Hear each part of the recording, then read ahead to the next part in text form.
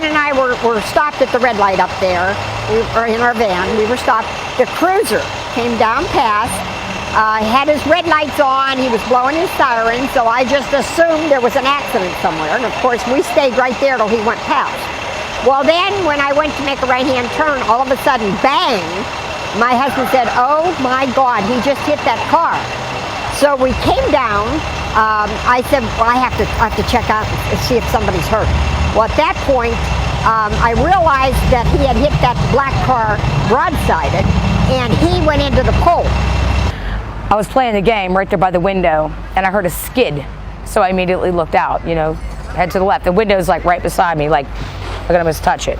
I looked out, I heard a skid, because I heard him skidding, and then I looked out and I seen her getting ready to make a left into the parking lot to pick up her husband and her children. I mean, she had her children with her. She went to go pick up her husband. She had her children in the car. And then she went to go make a left a little bit because she heard the sirens and stuff coming in the back, behind her.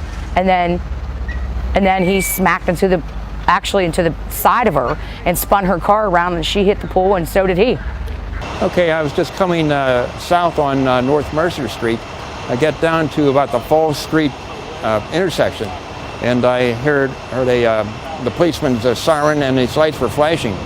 And I'm looking ahead of me to see where I can pull off. And I saw this ramp over here, and I was able to pull off. As soon as I pulled off, I heard a couple, I guess one big crash.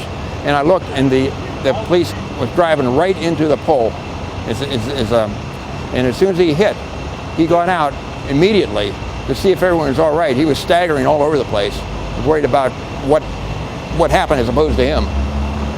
What I seen was her stumble out of the car and then try to open the door to the back, and she couldn't open it because it was smashed.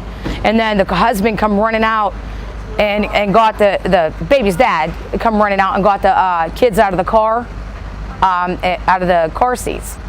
And then the owner from the building over here, he came out and assisted him with getting the kids out of the car seat.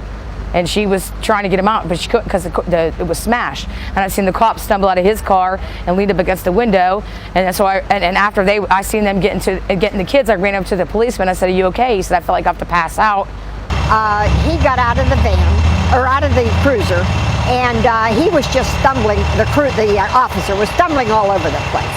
And so I said, "You're hurt." And he was falling. He fell into the cruiser. He stumbled across the road, fell into that white van there.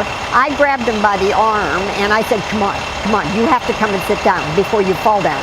So I opened the door in my van, and I told him, I said, "Just sit there, please, till we get an ambulance here." Well, then I came on up, and I said to the lady, I said, "Are you all right?" She said, "I think I'm all right." By that time, she had gotten out of her car. They were both in car seats, yeah, and that's what, because the car was leaking out fuel, some sort of fuel. So, they hurried up and got the babies out because they didn't want the car to blow up or anything. So they hurried up and got the babies out, and Sam and then the kids' father was getting the babies out the car seat, so that, and took them away from the situation. So, yeah, it was just, we was just like, we was in oh my God state. You know what I mean? Oh my God state. I can't believe this happened. We were just worried, mainly about the babies. You know what I mean? So, but it's a blessing. I want to say this. It's a blessing that there was no fatalities here. There was 2 babies in that car, and she was actually, you might as well say, hit on the broadside of the car. So we're just going to count this a blessing today.